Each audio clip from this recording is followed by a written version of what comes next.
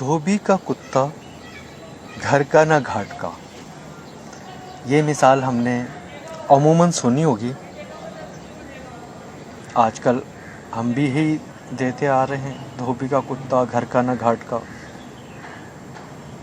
اس میں لفظ جو ہم کتا بولتے ہیں یعنی ڈاگ، ہم یہی سمجھتے ہیں کہ دھوبی کا کتے سے مراد دھوبی کا کتا یعنی ڈاگ ہے.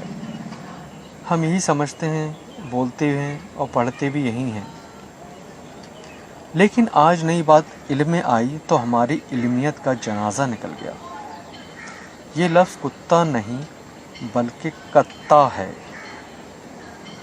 جس سے مراد کپڑے دھونے کا وہ ڈنڈا ہے جسے دھوبی ساتھ لیے پھرتا ہے.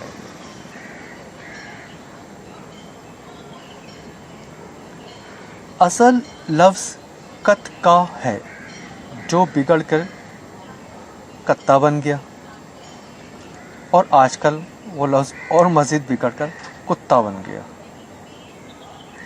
پرانے وقتوں میں کپڑے گھاٹ پر دھوئے جاتے تھے اور کپڑے کو صاف کرنے کے لیے دھوبی ایک بھاری بھرکم ڈنڈے کا استعمال کرتا تھا جس کو کتکا کہا جاتا تھا. وہ کتکا گھاٹ پر نہیں رکھا جاتا تھا کیونکہ کوئی اور اٹھا لے گا اور گھر لانے میں جو مشقت پیش آتی تھی، اس سے بچنے کے لیے دھوبی وہ کتکا راستے میں مناسب جگہ چھپا دیتا تھا اور اگلے دن نکال کر پھر استعمال کر لیتا تھا. اس طرح کتکا نہ گھر جا پاتا تھا اور نہ گھاٹ پر رات گزارتا. اسی لیے کہا جاتا ہے دھوبی کا کتکا نہ گھر کا نہ گھاٹ کا.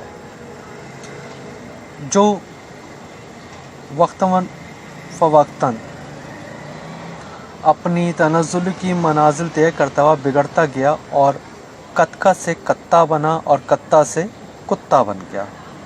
تو لہٰذا آج کے بعد سے ہم سب لفظ کتکا بولیں گے یا کتا بولیں گے. یعنی مثال اب یوں ہی کہ دھوبی کا کتکا نہ گھر کا نہ گھاٹ کا، یا ایٹ لیسٹ کتکا نہیں بول سکتے تو کتا تو بول دیں. دھوبی کا کتا نہ گھر کا نہ گھاٹ کا. امید ہے میرے ساتھ ساتھ آپ لوگوں کی علم میں بھی اضافہ ہوا ہوگا. شکریہ.